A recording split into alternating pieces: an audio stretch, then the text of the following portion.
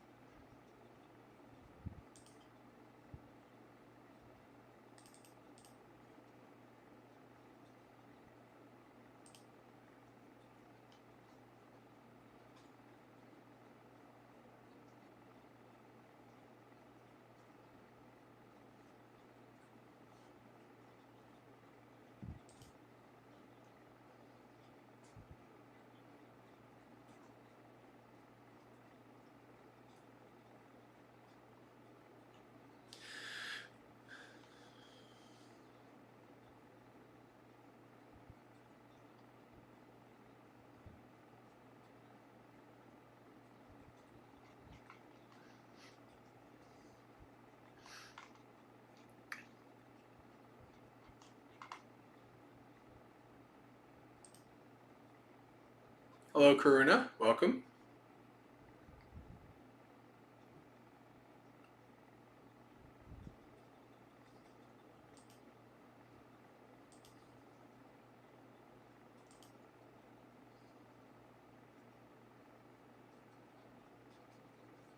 Hello, Maria.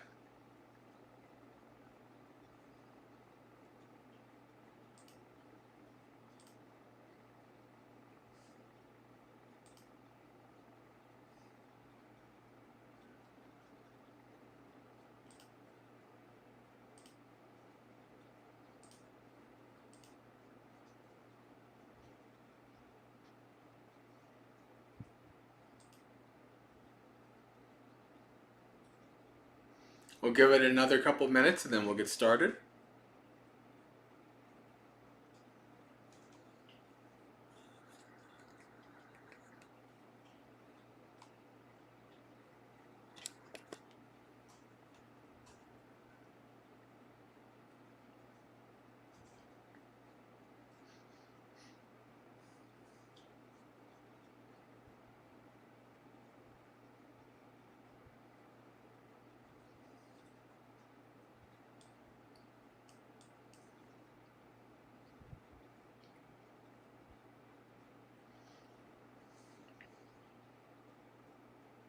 Hello, Risa. Welcome.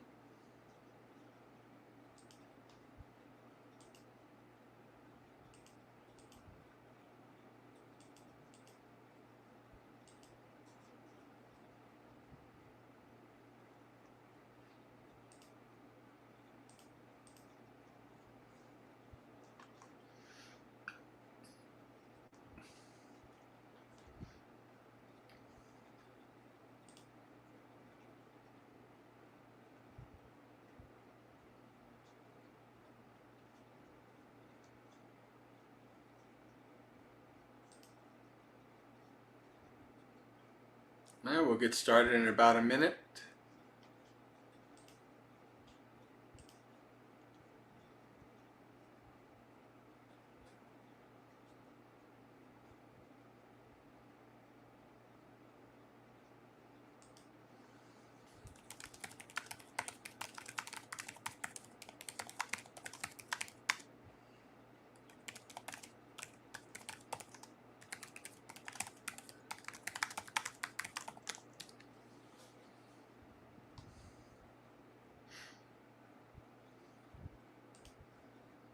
Hello, Yankee. Welcome.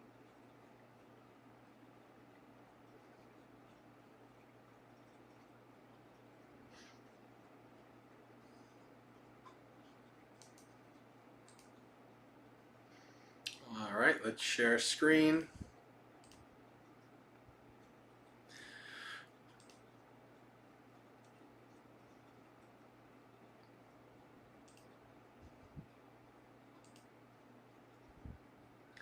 Karuna asks, will I be coming to EC this weekend? I'm sorry, I don't know if the train would make it on time.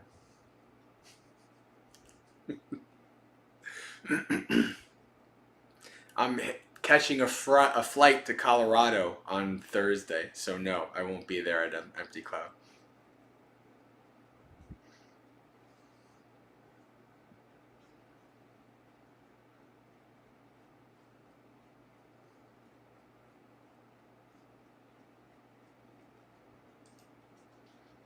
Although it looks like his ordination will be close to where my ordination was. My Upasampada was October 22nd, 2015. So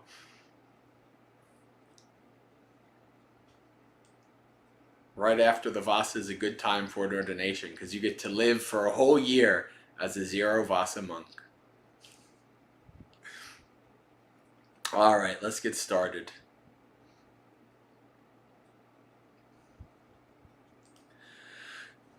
Namo tassa bhagavato arahato samma sambuddhassa. Namo tassa bhagavato arahato samma sambuddhassa. Namo tassa bhagavato arahato samma sambuddhassa. Attiko tena bhagavata janata passata arahata samma sambuddhena panchathanani sammadakkathani yang abhinnang paccavekittabhani ityava purisena va gahatena va pabbajitena va katamani pancha Jaradamomi jaranganati toti abhinnang paccavekittabhang Vyadi Dhammomi Vyadinganati Toti Abhinhang Paccavekittabhang Marana Dhammomi Marananganati Toti Abhinhang Paccavekittabhang Sabehi me Piehi Manapehi Nanabhavo Vinabhavoti Abhinhang Paccavekittabhang Kammasakomi Kammadayado Kammayoni Kammabandhu Kamma patisarano yang kammang karisami kalyanang vapapakang vatassadayado bhavissamiti abhinhang paccavekittabhang. Dhamma is to be reflected upon always. 5 things have been well taught by the Sublime One who knows and sees, the Worthy One, perfectly enlightened by himself. These are subjects always to be reflected upon by women or men, householders or those who have gone forth. What are the 5? I am of the nature to decay. I have not gone beyond decay, is always to be reflected upon. I am of the nature to be diseased. I have not gone beyond disease, is always to be reflected upon. I am of the nature to die. I have not gone beyond death, is always to be reflected upon. All that is mine, dear and delightful, will change and vanish, is always to be reflected upon. I am the owner of my kamma, heir to my kamma, born of my kamma, related to my kamma, abide supported by my kamma. Whatever kamma I shall do, whether good or evil, of that I shall be the heir, is always to be reflected upon. Sadhu, sadhu, sadhu. Alright friends, it is Monday night, and that means it's time for another Festival of Dhamma with the Maggaseka community. It's time for Dhammapalooza, where we do a variety of different Dhamma-related activities. And as always, what we do and how this time ends up is dependent on the community, because the community guides what we're going to do. Sometimes Dhammapaloozas are lots of Q&A. Sometimes there's no questions and we just read suttas. Sometimes we do other things, maybe like some sutta games and things like that. But we will see what Dhammapalooza will end up being tonight. And we'll see how long we go tonight. But, so, in the chat, if you have any questions, any topics you'd like me to give a talk on, you can put those in the chat as well. Any topics you'd like the community to discuss, you can put those in the chat as well. And we'll see where it goes. I always have a sutta in my back pocket. Hello Wasabi, welcome. If you are new, say hello in the chat.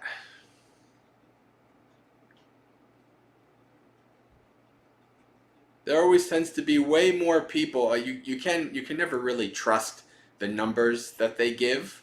The YouTube that's telling you how many people are on there. You can never really trust that. But Uh, it does seem there may be a lot of people who never say hello in the chat. So, can we read something from the Digha Nikaya? Do you want to be here all night? We don't have time for that. Not within one Dhammapalooza, anyway. This is why I always choose something from the Majjhima Nikaya. It's kind of like the perfect length if we're going to read a sutta.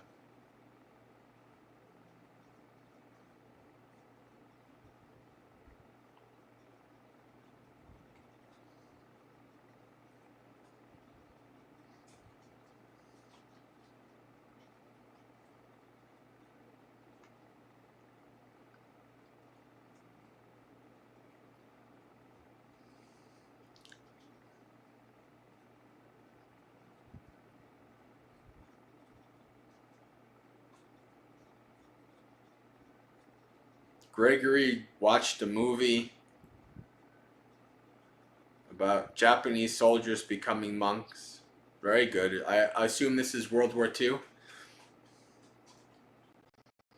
I don't believe there's any Japanese soldiers in Burma after World War II, so I'm assuming it's World War II.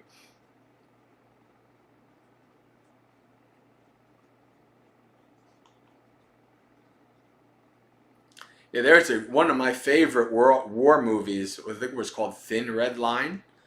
It wasn't the guy doesn't kind of escape to Buddhist people, I don't think, but it's like a war movie where he kind of, you know, there's this dichotomy between like the peaceful villagers that he wants to live with and such like that. So yeah, those are interesting movies. Oh, that's an old movie. Interesting. Only 10 years after the war, huh?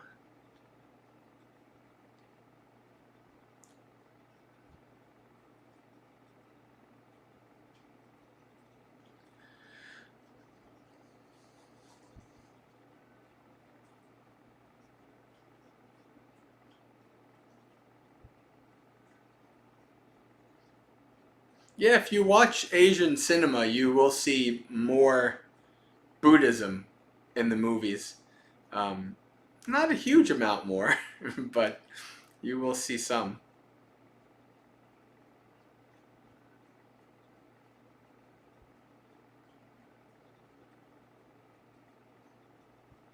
More Mahayana than Theravada, though.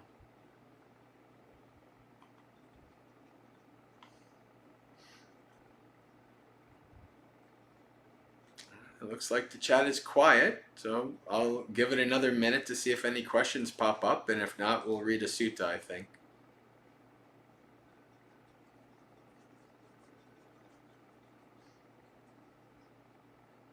It's an important sutta. I don't think I've read it on here for at least a year or so, so it's good time to read it.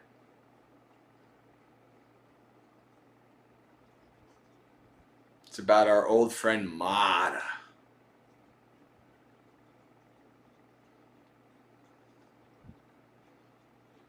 All right.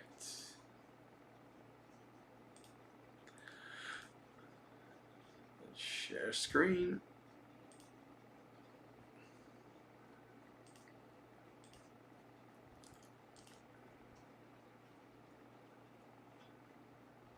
This is Nivapa Sutta. Bhikkhu Bodhi translates it, I think, as fodder. Sowing is kind of a weird translation, I think, for that, but it is what it is.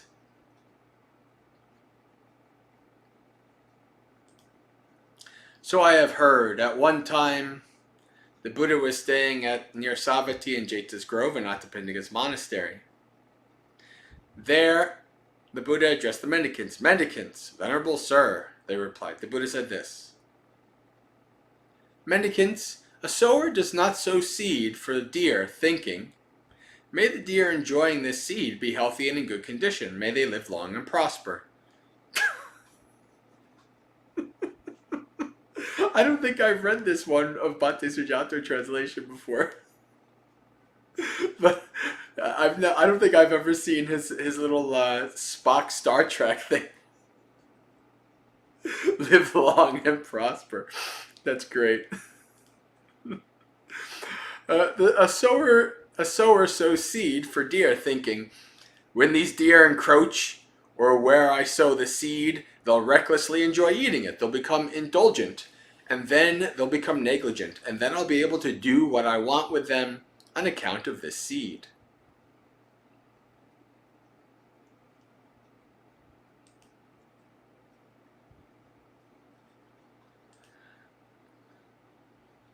And indeed, the first herd of deer encroached on where the sower sowed the seed and recklessly enjoyed eating it. They became indulgent, then they became negligent, and then the sower was able to do what he wanted with them on account of that seed. And that's how the first herd of deer failed to get free of the sower's seed. Let me see this here. I just want to see Bhante Sujato's note here, what he's...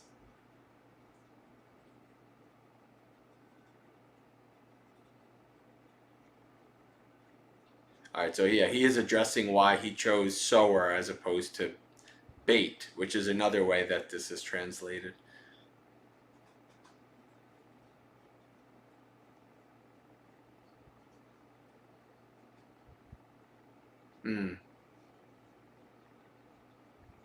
Interesting. Alright.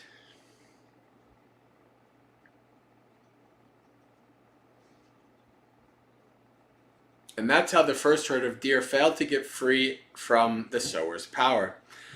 So then a second herd of deer thought up a plan. The first herd of deer became indulgent and failed to get free of the sower's power. Why don't we refrain from eating the seed altogether? Avoiding dangerous food, we can venture deep into a wilderness region and live there. And that's just what they did. But then it came to the last month of summer. The grass and water ran out. Their bodies became too thin, and they lost their strength and energy. So they returned to where the sower had sown the seeds. Encroaching, they recklessly enjoyed eating it, and that's how the second herd of deer failed to get free of the sower's power. So it's important to understand this. The first herd of deer was indulgent. The second herd of deer thought, well, out of sight, out of mind, we'll avoid it.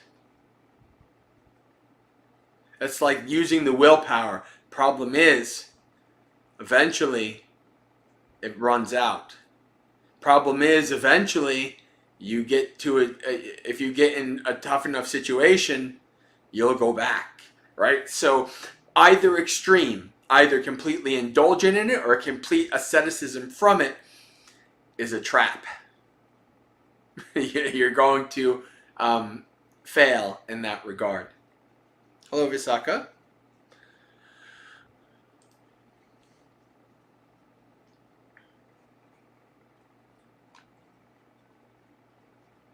So a third herd of deer thought up a plan. The first and second deer failed to get free of the sower's power. Why don't we set up our lair close by where the sower has sown the seed? Then we can encroach and enjoy eating without being reckless. We won't become indulgent. Then we won't become negligent. And then the sower won't be able to do what he wants with us on account of that seed. And that's just what they did. So the sower and his helpers thought, wow, this third herd of deer is so sneaky and devious. They must be some kind of strange spirits with magical abilities. For they eat the seed we've sown without us knowing how they come and go. Why don't we surround the seed on all sides by staking out high nets? Hopefully we might get to see the lair where they go hiding out. And that's just what they did. So they hid up in the nets and they watched where they came from. And they saw the lair where the third herd of deer went to hide out. And that's how the third herd of deer failed to get free of the sower's power. So then a fourth herd of deer thought up a plan. The first, second, and third herds of deer failed to get free of the sower's power. Why don't we set up our lair somewhere the sower and his helpers can't go? Then we can intrude on where the sower has sown the seed and enjoy eating it without being reckless. We won't become indulgent, then we won't become negligent, and then the sower won't be able to do with us what he wants on account of that seed. And that's just what they said, what they did. So the sower and his helpers thought, wow, this fourth herd of deer is so sneaky and devious, they must be some kind of strange spirits with magical abilities. For they eat the seed we've sown without us knowing how they come and go. Why don't we surround the seed on all sides by staking out high nets? Hopefully we might go see the lair where they go and hide out. And that's just what they did. But they couldn't see the lair where the fourth herd of deer went to hide out. So the sower and his helpers thought, if we disturb this fourth herd of deer, they'll disturb others, who in turn will disturb even more. Then all the deer will escape these seeds we've sown. Why don't we just keep an eye on that fourth herd? And that's just what they did. And that's how the fourth herd of deer escaped the sower's power. I've made up this simile to make a point, and this is what it means.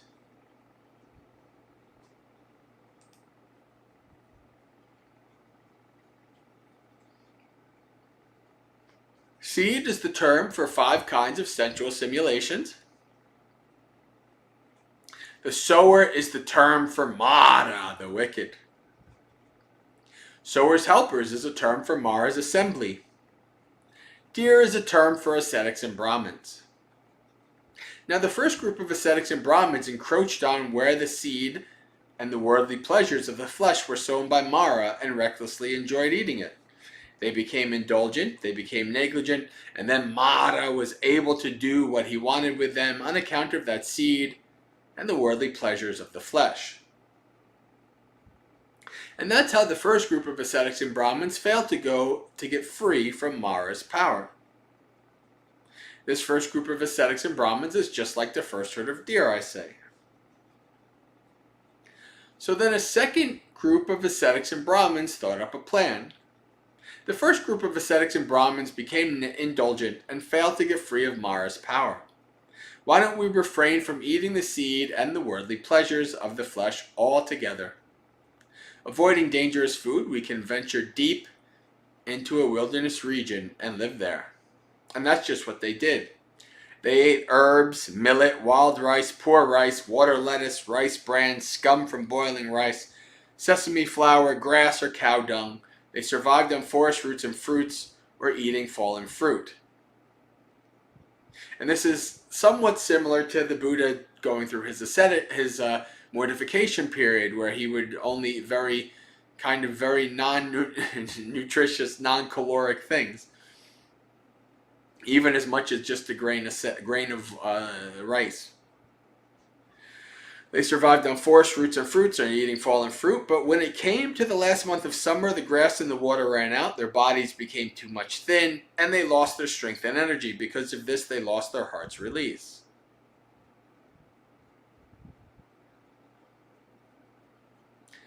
So they went back to where Mara had sown the seed and the worldly pleasures of the flesh. Intruding on that place, they recklessly enjoyed eating them. Kind of like somebody who's like stuck in the desert, or they've been away from something, or they're like really thirsty or whatever, and then when they have it, they like, stuff in their face or drinking, and then because they have no restraint, because they have no mindfulness, Mara is their Mara's plaything. The second group of ascetics and Brahmins is just like the second herd of deer, I say. So then a third group of ascetics and Brahmins thought up a plan. The first and second group of ascetics and Brahmins failed to get free of Mara's power.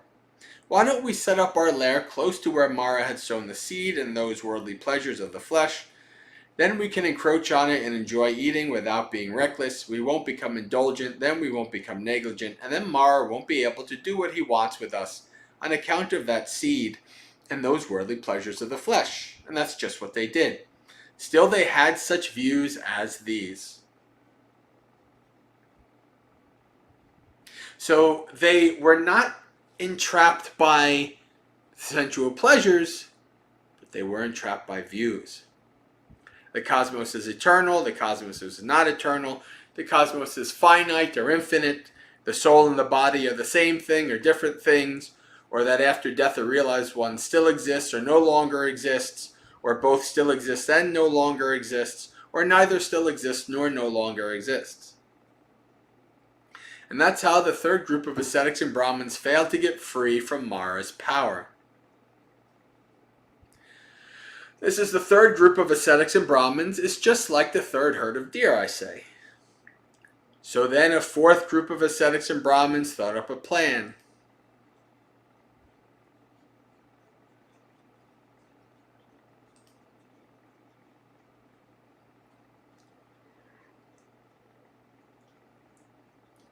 The first, second, and third groups of ascetics and Brahmins failed to get free of Mara's power. Why don't we set up our lair where Mara and his assembly can't go? Then we can encroach on where Mara has sown the seed and those worldly pleasures of the flesh and enjoy eating without being reckless. We won't become indulgent, then we won't become negligent, and then Mara won't be able to do what he wants with us on account of that seed and those worldly pleasures of the flesh. And that's just what they did. And that's how the fourth group of ascetics and Brahmins got free from Mara's power. This fourth group of ascetics and Brahmins is just like the fourth herd of deer, I say. And where is it that Mara and his assembly can't go? Jhana. It's when a mendicant, quite secluded from sensual pleasures, and also four foundations of mindfulness too, but here we have jhana. Quite secluded from sensual pleasures, secluded from unskillful qualities, enters and remains in the first jhana, which has the rapture and bliss born of seclusion, while placing the mind and keeping it connected. This is called a mendicant who has blinded Mara, put out his eyes without a trace, and gone where the wicked one cannot see, temporarily. Furthermore, as placing the mind and keeping it connected are stilled, the mendicant enters and remains in the second jhana, which has the rapture and bliss born of immersion, with internal clarity and mind at one, without placing the mind and keeping it connected. This is called the mendicant who has blinded Mara. Furthermore, with the fading away of rapture, a mendicant enters and remains in the third jhana, where they meditate with equanimity, mindful and aware, personally experiencing the bliss of which the noble ones declare, the equanimous and mindful one meditates in bliss. This is called the mendicant who has blinded Mara. Furthermore, giving up pleasure and pain and ending former happiness and sadness, a mendicant enters and remains in the fourth jhana, without pleasure or pain, with pure equanimity and mindfulness. This is called a mendicant who has blinded Mara. Furthermore, a mendicant going totally beyond perception of form, with the ending of perceptions of impingement, not focusing on perceptions of diversity, aware that space is infinite, enters and remains in the dimension of infinite space. This is called the mendicant who has blinded Mara. Furthermore, a mendicant going totally beyond the dimension of infinite space, aware that consciousness is infinite, enters and remains in the dimension of infinite consciousness. This is called the mendicant who has blinded Mara. Furthermore, a mendicant going totally beyond the dimension of infinite consciousness, aware that there is nothing at all, enters and remains in the dimension of nothingness. This is called the mendicant who has blinded Mara. Furthermore, a mendicant going totally beyond the dimension of nothingness enters and remains in the dimension of neither perception nor non-perception. This is called a mendicant who has blinded Mara.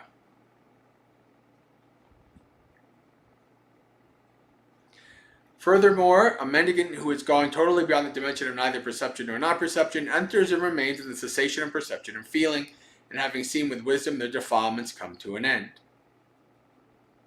I mean, seems like I'm going to read this little note from Bhante Sujato. The cessation of perception and feeling is the culminating meditation state of supreme subtlety that often leads directly to awakening. The state itself, like all meditation states, is temporary, but afterwards the defilements can be eliminated forever. This liberating insight is the consequence of the balanced development of all the factors of the path. That's interesting because my understanding, and this is why I wanted to read this, my understanding up to this point was that this was something that only an awakened being could get to. But here we have some proof that this is not the case. This is something that probably a very, very, very advanced, close to awakening practitioner can get to, and which can lead to final awakening. This is called the mendicant who has blinded Mara, put out his eyes without a trace, and gone where the wicked one cannot see, and they've crossed over clinging to the world. That is what the Buddha said. Satisfied, the mendicant was approved. The mendicants approved of what the Buddha said.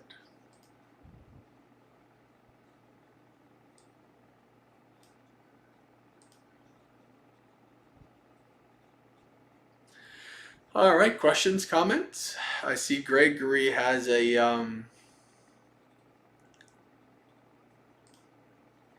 saw analysis of harms reported from long-term meditation retreats, largely Goenka, that apparently impact 10% of retreatants. Is there any meditation practice that you consider generally safe?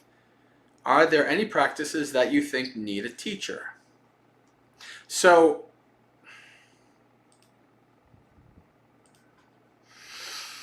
the Goenka stuff is extreme. And what I mean by that is for newbies. But like, I know so many people that swear by it, so I'm not really bad mouthing it, but I definitely wouldn't recommend it for newbies. Although I have met people at Bhavana, people who come for retreats. It was like, my first retreat was a 10-day Goenka retreat. I'm like, wow, okay. Well, I'm glad everything went okay for you. But that's an extreme thing to jump into. Unless you're kind of a fairly advanced meditator, I would say. Although how often is it the case that people just, I would say most of the people that do the Goenka retreats aren't. So, and if it's only 10%, I could be wrong. But, the people who do those retreats do also understand most of them, who serve it are people who've done many before. So the people aren't kind of left out to dry. But what I would say is, are there any practices you think need a teacher? From the suttas? No. But if you have a very specific practice that is kind of very specific to a teacher, you probably should do it under the guidance of that teacher. I think you should. Because, it can be a very specific thing. You can't really necessarily rely on the suttas as a guide. You probably should do it with that teacher. Like an example of this is Bhante Yutta Dhamma. Right? His method, his teaching, and he's very strict with that actually. I've had multiple people over the years on the Discord and in the Maggaseka community. They're like, Bhante, I'm going to take a break for a while because I'm with Bhante Yutta Dhamma and he wants me to be just focused right on, So like, in that regard, yeah, I think you should focus on, if this is the person you think is your teacher and you want to follow this method, you should be with them and listen to them and follow their instructions straight up. But in terms of Anapanasati, in terms of Satipatthana, these sutta-based practices, I don't think you need a teacher like as a guide. The suttas can be the guide, but what you do need, it's very important at the very least to be able to talk to lots of different monastics or somebody who you really trust to help you clarify many things. I don't think if you're practicing Satipatthana or Anapanasati at home, you're going to have necessarily like a mental break or anything like that. Although, if you are genetically inclined and maybe environmental aspect of that too, to like some kind of mental health issue, then yeah, any kind of meditation could trigger that. That's kind of that's a risk that's taken. Lots of things can trigger that, and people who are around mental health, they know that a lot of times it triggers in like not late adulthood, but like not like maybe late 20s, 30s. That's when a lot of times stuff like that can be triggered. So that's what I would say. If you have if there's a very specific technique and teachings and things like that, then you should, and you want to focus on that technique, you should listen very closely to the teacher and get their guidance and advice. The only thing from the suttas that I think that one should have at least a cursory understanding of the like asubha, Patikula Manasikara practices, the contemplation of the opposites, all like the mindfulness of death stuff. If people take that too strongly, you can go too far in terms of disgust and things like that. So I think it's good that, people, either they're not taught it, or they're taught or they're taught like what I teach, so they understand the purpose and the balance and not going too far with it. That's the only thing from the suttas that I would kind of suggest probably need a teacher. In terms of more advanced things, if you're getting into jhanas, having a teacher who's very skilled at jhanas would probably be very helpful as well. When you get into the really deeper, advanced, subtle samadhi states.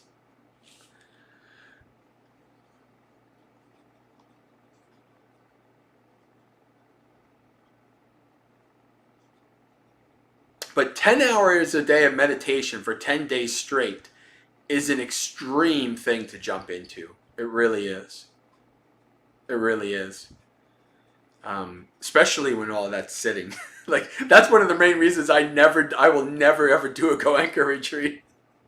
This is wait, you mean I can't do walking? I can't do all the other different practices I do? It's nah, I'm not going to bother. What's the point? You're going to just make me sit for 10 hours. But that's just me. But that method, there's the 10%. They've done so many retreats all over the world that they have these statistics. So it makes sense.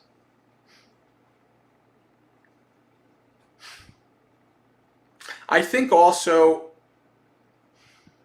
this is where you get, I remember years ago when I was at Bhavan, I was probably a Samanera or first year bhikkhu. And I started learning, I wanted to learn more about lay teachers and things like that. And I started hearing about this thing called the dark night of the soul. And I mean, by that point, I had been a Buddhist practitioner. I had been meditating over 10 years, and I've been a Buddhist practitioner 7. I never heard of this thing, dark night of the soul. What is this thing? And as people were explaining it, I was like, oh, this is people being pushed too hard in meditation retreats. That's what this is. There's no support, and they're being taught things that are divorced from the totality, the whole package of the Noble Eightfold Path. People following the Noble Eightfold Path don't have dark nights of the soul, as described. That's not how it works, because all of the different factors and all the different perspectives and all the different things support you so that you won't have that, which is very important. If you're just going to some random secular meditation retreat, you're not going to have all those supports. So yeah, you maybe have this dark night of the soul and all kinds of stuff happens. Also during meditation, if you have previous trauma that you've suppressed and repressed, of course that's all going to come out. That's normal. So people have suppressed so deeply stuff that happened to them when they were children that they don't even remember it. And through meditation, all of a sudden it starts flooding back in. Right? So, there's dangers there, but for the vast majority of people, there's no dangers. You know, these are people who have either trauma triggers or mental health, genetic mental health triggers, stuff like that can be triggered by meditation. You know, it's kind of like, you know, it's the same thing. And I saw this like meditation, the dark side of meditation. Or like, it's the same thing when people say with like, you know, like video games or guns or whatever. People like will use like the extreme case of some, you know, mentally ill person. They'll be like, oh, this person played a video game and then they killed people. That means nobody should ever play video games. No, that's not how it works. That's not how it works. This is that small percentage of people that this actually, you know, reinforced what was already there. And so the same thing with meditation. A small percentage of people, it will bring out the traumas and the mental health and all that stuff. That's you know, to be kind of expected.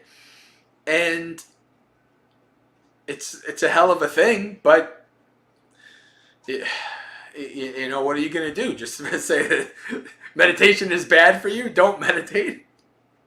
No, it's not. So, Asubha in what practice? I mentioned jhanas, like deep states, like jhanic states. Not that it would be dangerous per se, just that when you get into those very deep, subtle times, it helps to have somebody who's been there. Because, you know, the suttas can be vague in some regards. And so if somebody who's really knows what they're doing with jhanas, that can be a helpful thing.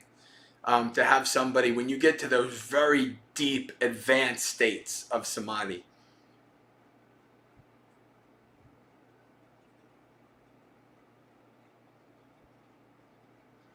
Kasinas. I didn't mention kasinas because, I mean, let's be honest. It's, even in Buddhist countries, it's not a major practice. In the suttas, it's never taught by the Buddha. The Buddha kind of includes it and mentions it in a few suttas because it was something that was done. But it wasn't anything he taught. Something he included more than anything. But yes, I would say you should definitely. I remember there was a time years ago, and I think around this time I had just moved to Bhavana, so I was still a layperson. And I asked Bhante Ji about kasinas because I was interested. I was like, you know, thinking, you know, maybe I want to try them or whatever. And he says, you don't want to bother with those. He really kind of was like, you know, don't use them. There's all kinds of side effects that can happen. You know, really, he really was like kind of, you know, encouraged and kind of firm and like, don't even bother with kasinas. So that's kind of why, like, I don't talk about it. I don't know about them. So, but yeah, I mean, if you really want to do kasinas, I would definitely say that would fall under, you should probably have somebody who knows what they're doing, especially with all the things that can happen. So,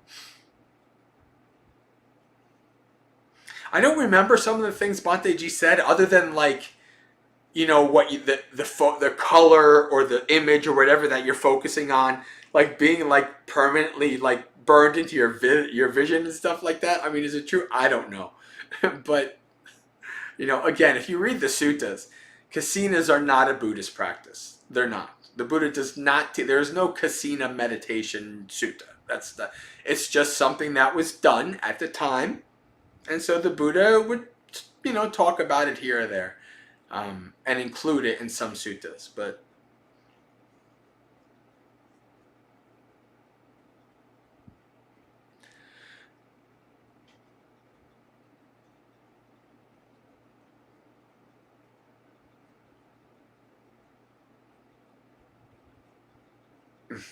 see, I'm the opposite. I'm very visual. I can visualize all kinds of things. So like, this is one of the reasons I thought maybe kasina might be interesting.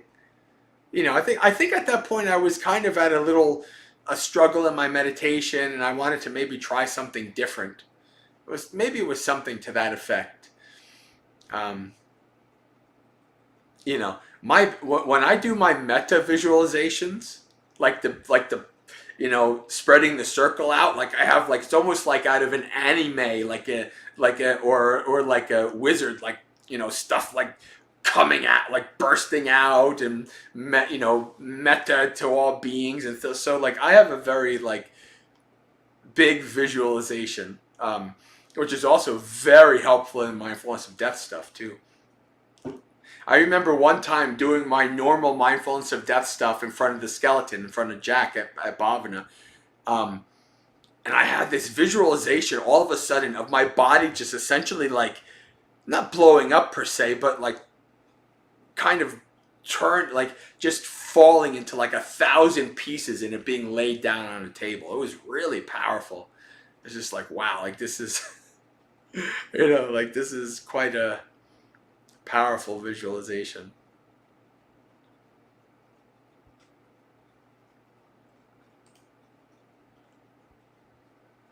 This is not surprising. Yeah, it's not surprising that there would be Abhidhamma manual on casinas. That's not a surprise one bit.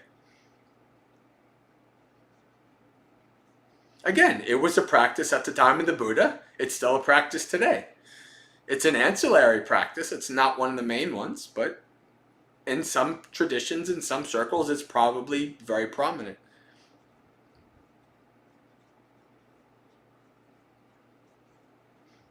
This visit in Colorado, I might be hopefully visiting a Burmese monastery, my first one ever.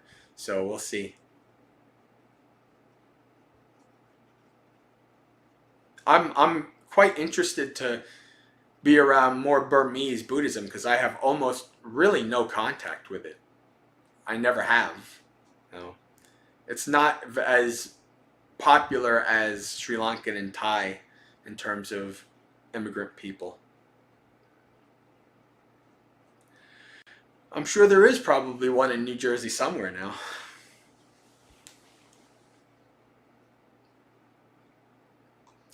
But I'm going to be going to the Denver branch of whatever it is.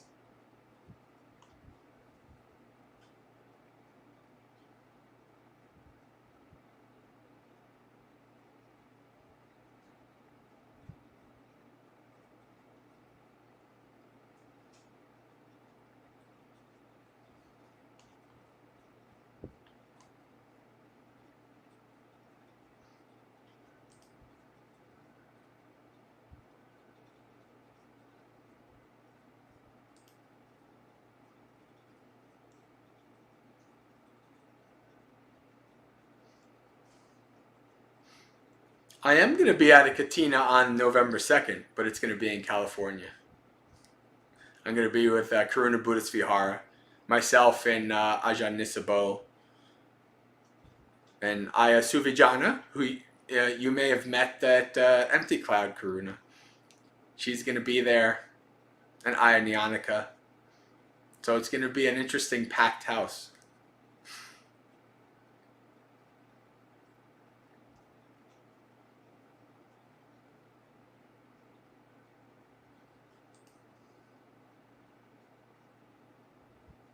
Aya Suvijana is wonderful. I really enjoyed being with her for the couple weeks. Almost, well, I think it was like 3 weeks when I was at Empty Cloud. I really enjoyed being with her. We got along very well.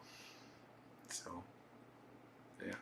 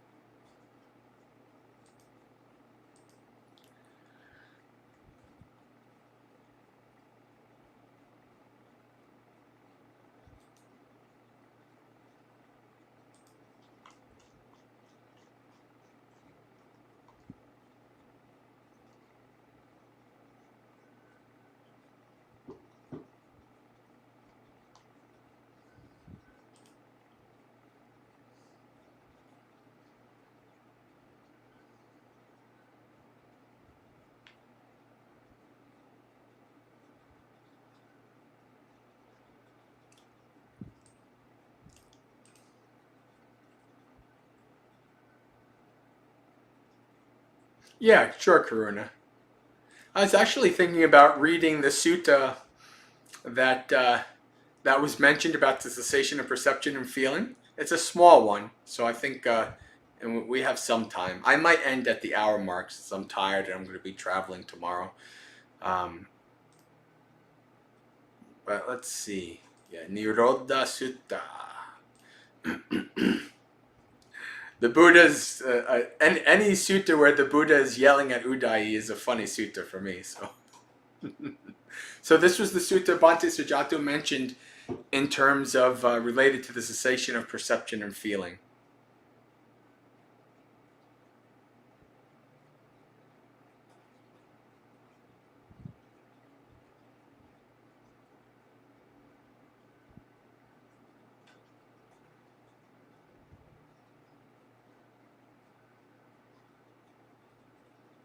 The third group related to the monastics.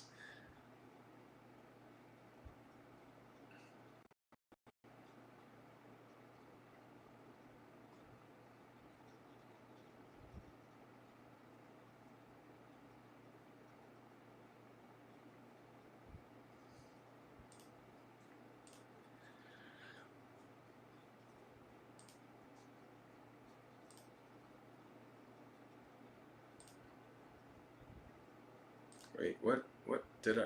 Oh, sorry. I have multiple. All right. I think I had multiple screens being, multiple tabs being shared, and I knocked out all of them. All right, here we go.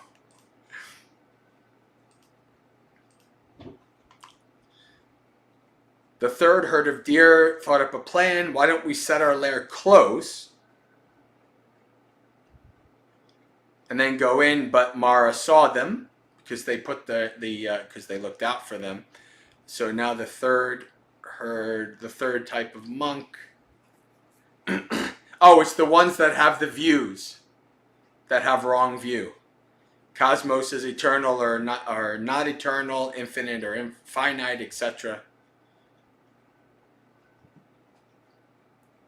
Mara won't be able to do what he wants with us on account of that seed and those worldly pleasures of the flesh, and that's what they did. Still, they had such views as these. And yeah, Bhante Siddhartha's little note says this group failed to develop right view. Yep.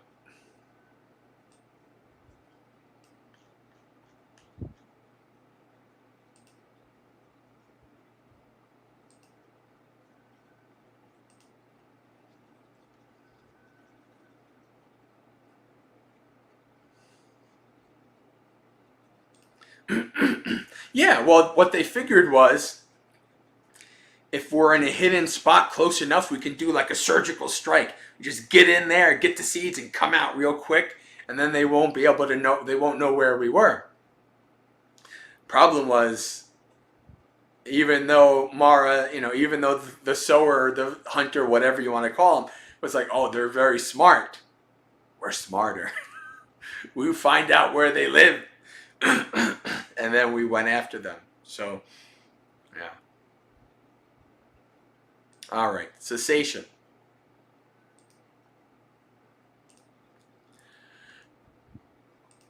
Venerable Sariputta addressed the mendicants. Reverends, take a mendicant who is accomplished in ethics, immersion, and wisdom. Sila, Samadhi, Panya. 3 divisions of the Noble Eightfold Path. They might enter and emerge from the cessation of perception and feeling. That is possible. If they don't reach enlightenment in this very life, then, surpassing the company of the gods that consume solid food, they're reborn in a certain host of mind-made gods. There they may enter into and emerge from the cessation of perception and feeling. That is possible. When he said this, Venerable Udayi said to him, "This is not possible, Reverend Sariputta. It cannot happen." Udayi, only somebody as stupid as you would go against Sariputta. But for a second and a third time, Sariputta repeated his statement. And by the way, if the name sounds familiar, I've told you many times before, this is the same Udayi that is responsible for many of the monastic rules becoming rules. second and a third time, Sariputta repeated. A second and a third time, Udayi said, "This is not possible, Reverend Sariputta. It cannot happen." Then the Venerable Sariputta thought, "Venerable Udayi agrees with me 3 times, and not one mendicant agrees with me. Why don't I go see the Buddha?" Then Sariputta went up to the Buddha, bowed, sat down to one side, and said to the mendicants, "Reverends, take a mendicant who is accomplished in ethics, immersion, and wisdom. They might enter and remain into and emerge from the cessation of perception and feeling. There is such a possibility. If they don't reach enlightenment in this very life, they're reborn in the company of certain hosts of mind-made gods who surpass the gods of the consumed solid food.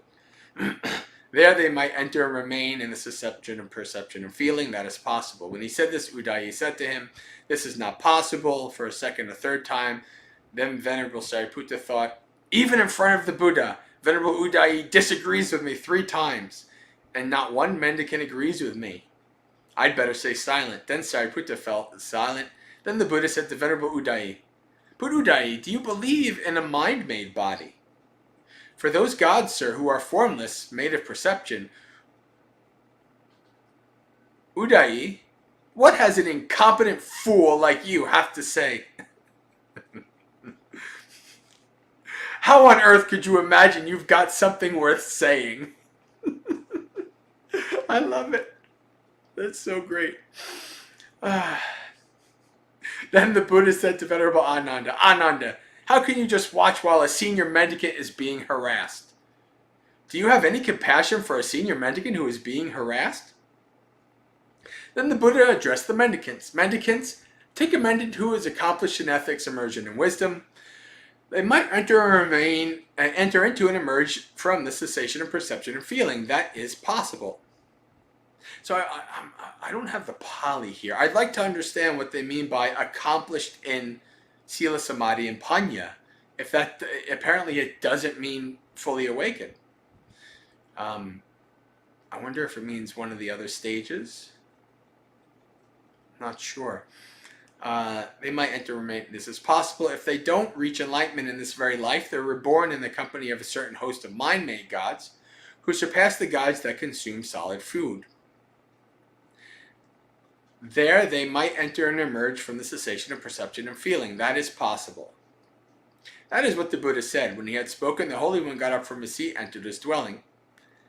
Then not long after the Buddha had left, Venerable Ananda went up to the Venerable Upavana and said to him, "Reverend Upavana, they've been harassing other senior mendicants, but I didn't question them. I wouldn't be surprised if the Buddha brings this up when he comes out of retreat later this afternoon. He might even call upon Venerable Upavana himself, and right now I feel timid." Then in the late afternoon, the Buddha came out of retreat and went to the assembly hall, where he sat down on the seat spread out and said to Upavana, "Upavana, how many qualities should a senior mendicant have to be dear and beloved to their spiritual companions, respected and admired?" "Sir, a senior mendicant with 5 qualities is dear and beloved to their spiritual companions, respected and admired." "What 5? It's when a mendicant is ethical, restrained in the moral monastic code, conducting themselves well and seeking alms in suitable places, seeing danger in the slightest fault, they keep the rules they've undertaken. They're very learned, remembering and keeping what they've learned. These teachings are good in the beginning, good in the middle, good in the end, meaningful and well phrased, describing a spiritual practice that's totally full and pure. They are very learned in such teachings, remembering them, reciting them, mentally scrutinizing them, and comprehending them theoretically. They're a good speaker with polished, clear, and articulate voice that express the meaning. They get the 4 jhanas, blissful meditations in the present life that belong to the higher mind, when they want, without trouble and difficulty. They realize the undefiled freedom of heart and freedom by wisdom in this very life, and they've lived having realized it with their own insight due to the ending of defilements. A senior mendicant with these 5 qualities is dear and beloved to their spiritual companions, respected and admired." Good, Upavana. A senior mendicant with these 5 qualities is dear and beloved to their spiritual companions, respected and admired. If these 5 qualities are not found in a senior mendicant, why would their spiritual companions honor, respect, revere, or venerate them? Because of their broken teeth, gray hair, or wrinkled skin? But since these 5 qualities are found in a senior mendicant, their spiritual companions honor, respect, revere, and venerate them. Ah, that's a nice sutta.